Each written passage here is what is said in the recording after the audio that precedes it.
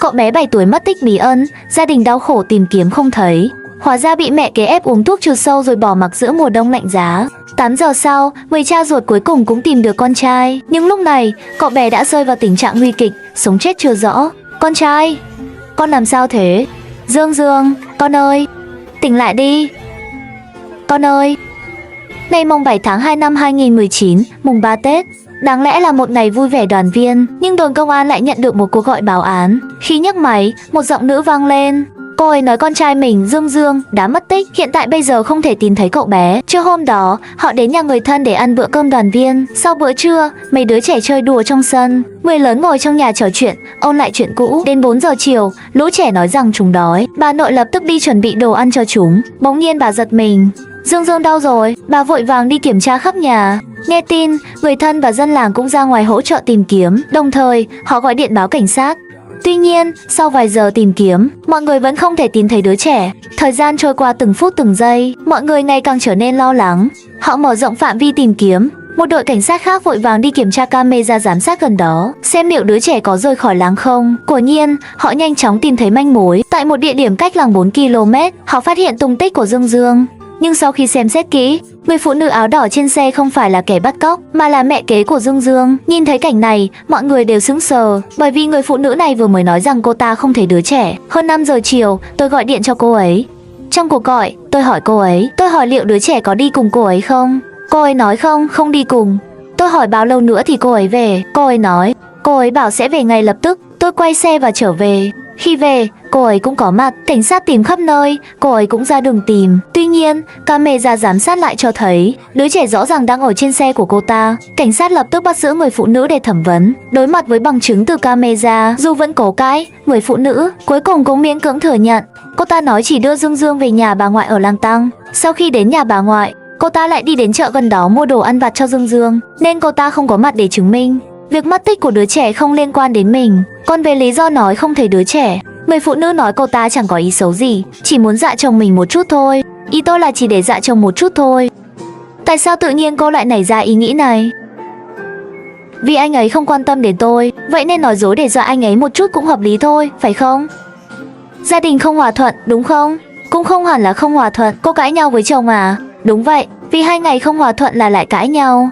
Người phụ nữ nói rằng cô ta và chồng xảy ra chút mâu thuẫn, nên nói dối để dọa anh ta, điều đó cũng hợp lý, đúng không? Cô ta nói mình chỉ đưa đứa trẻ về nhà bà ngoại, tạo ra hiện tượng mất tích giả mà thôi. Sau đó, người phụ nữ lại nói, thực ra cô ta đã thả Dương Dương ở gần đó để tự về nhà. Thực chất đứa trẻ không hề mất tích, tất cả chỉ là một trò đùa. Khuyên cảnh sát nhanh chóng kết thúc vụ án, đừng lãng phí nhân lực, đứa trẻ lát nữa sẽ tự về thôi. Cảnh sát nói rằng họ không tin lắm. Họ tiếp tục kiểm tra camera giám sát, phát hiện người phụ nữ lại nói dối, đứa trẻ đúng là đã đến nơi đó. Nhưng trên xe khi quay về thị trấn Vĩnh Hưng thì không có đứa trẻ. Chúng tôi cho rằng đứa trẻ có lẽ chưa rời khỏi nơi đó. Đối mặt với câu hỏi của cảnh sát, người phụ nữ vội vàng sửa lời. Khi ở nhà bà ngoại, Dương Dương nói rằng cậu bé bị đau đầu, nên cô ta cho Dương Dương uống thuốc, bảo cậu bé đi ngủ một lát. Từ những lời nói dối liên tiếp của người phụ nữ, mọi người bắt đầu cảm thấy bất an. Cảnh sát yêu cầu cô ta lập tức dẫn họ đi gặp đứa trẻ. Khi mọi người đến nhà bà ngoại của người phụ nữ, 2 người này ở đâu? Mọi người đều thấy rồi đấy. Bà lão nói mình không biết gì cả. Dương Dương cũng không có ở đây. Cảnh sát lục soát khắp nơi từ trong ra ngoài. Quả thật không tìm thấy tung tích của Dương Dương. Lúc này trời đã dần về đêm, đứa trẻ vẫn mất tích không dấu vết. Cảnh sát cũng trở nên sốt ruột. Họ tách người phụ nữ và bà ngoại ra để thẩm vấn. Bà lão, chúng tôi không đùa đâu. Thằng bé đã ở ngoài trời lâu như vậy rồi. Họ đã đến đây một lần. Mong bà hợp tác với chúng tôi. Dưới áp lực của cảnh sát, dù người phụ nữ vẫn nói không biết, nhưng bà ngoại lại khai ra. Bà nói vào lúc 8 giờ tối đã vứt Dương Dương đi, vứt vào một cái hố giữa mùa đông. Nghe được tin này, người cha đã phát điên vì lo lắng, lao như bay đến đó. Miệng hố mùa đông bị cỏ dại che phủ, nếu không nhìn kỹ, tuyệt đối không thể tìm thấy. Cậu bé 7 tuổi Dương Dương nằm trong đó. Dương Dương, Dương Dương, bố, nhanh lại đây. Nhanh, nhanh, nhanh, trời ơi, cả đêm nay, bố. Bố, chúng tôi đã phải tìm rất lâu mới đến được chỗ cái hố mà đứa trẻ bị vứt. Lúc đó, đứa trẻ Dương Dương nằm trên mặt đất lạnh giá. Cơ thể tái nhợt, toàn thân bị cái lạnh xâm nhập. Tâm trí đã mơ hồ và dần mất đi ý thức.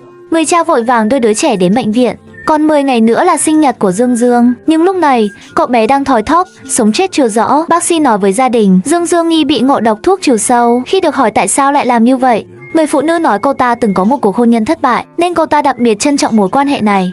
Nhưng sau khi kết hôn, cô ta luôn cảm thấy mình là người ngoài, vì vợ cũ của chồng thường xuyên đến thăm con. Do đó, người phụ nữ và chồng xảy ra tranh cãi. Dù vợ cũ chỉ đến thăm con, nhưng người phụ nữ luôn cảm thấy khó chịu. Cô ta kịch liệt phản đối việc vợ cũ đến nhà thăm con. Cảm xúc này cũng bị cô ta trút lên đứa trẻ.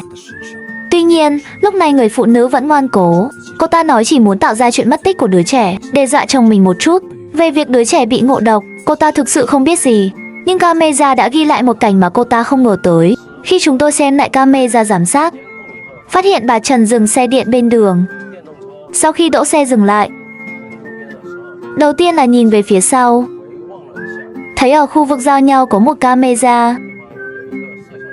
Nhưng cô ta nghĩ khoảng cách đã đủ xa, vì cho rằng camera không quay được. Nhưng tình cờ, camera này có tầm quay khá xa. Nơi cô ta dừng xe nằm ngay rìa vùng quay của camera. Đứa trẻ thò đầu ra khỏi xe điện và nôn mửa. Trông đứa trẻ rõ ràng đã mềm nhũn, cảm giác như đã không còn sức lực. Từ đoạn video này, cơ bản có thể xác định rằng thuốc độc được mẹ kế trộn vào chai nước khoáng, rồi bằng một cách nào đó để đứa trẻ uống. Khi nhìn thấy đoạn video này, người phụ nữ cuối cùng cũng thừa nhận tội ác của mình. Cô ta khai, cô ta đến chợ mua thuốc, tiện thể mua vài món đồ ăn mặn cho Dương Dương ăn, khiến cậu bé khát nước. Như vậy, cô ta dễ dàng cho cậu bé uống thuốc. Sau đó, người phụ nữ vứt Dương Dương đã trúng độc ở nhà bà ngoại. Việc đầu tiên bà ngoại muốn làm là cứu người, nhưng bị người phụ nữ ngăn cản. Bà ngoại biết việc này có thể khiến người ta mất mạng, nên cũng sinh ra lòng trắc ẩn, đề nghị người phụ nữ dùng cách dân gian là cho uống nước xà phòng, để đứa trẻ có thể nôn ra chất độc, từ đó tăng cơ hội cứu chữa. Cách thực hiện cứu chữa thực sự rất đơn giản, nếu khi đó trong lòng có nảy sinh một tia thiện niệm là có thể cứu được đứa trẻ. Nhưng người phụ nữ độc ác đã nhận tâm ngăn cản bà ngoại. Sau đó, bà nội của Dương Dương phát hiện cậu bé mất tích, gọi điện hỏi người phụ nữ có thấy đứa trẻ không. Người phụ nữ vừa cảnh cáo bà ngoại không được nói lung tung, vừa đi xe về nhà để giúp tìm con. Dưới sự phối hợp của hai người họ, cuối cùng, Dương Dương đã qua đời. Thực ra, Dương Dương và mẹ kế rất thân thiết. Khi còn sống, mỗi lần đi chơi, cậu bé không quên mua quà cho mẹ kế. Khi cùng bố đi mua quần áo, cũng không quên dặn bố mua thêm một phần cho mẹ kế. Trong phiên tòa sau đó, người phụ nữ để giảm nhẹ tội của mình, liên tục nhấn mạnh, mục đích của cô ta thực ra rất đơn giản, chỉ muốn dọa chồng một chút thôi, không ngờ sẽ thành ra như vậy. Nhưng những hình ảnh trong camera đã tố cáo cô ta. Cuối cùng vào ngày 4 tháng 11 năm 2019, tòa án đã tuyên án sơ thẩm đối với vụ án này. Người phụ nữ bị tuyên án tử hình, bà ngoại bị kết án 11 năm tù giam. Và câu chuyện đến đây là kết thúc. Sau khi xem xong câu chuyện, mọi người có những cảm nghĩ gì? Hãy để lại ý kiến của mình ở phần bình luận để mọi người cùng tham khảo. Và mình là Lạc Lạc, hẹn gặp mọi người kỳ sau.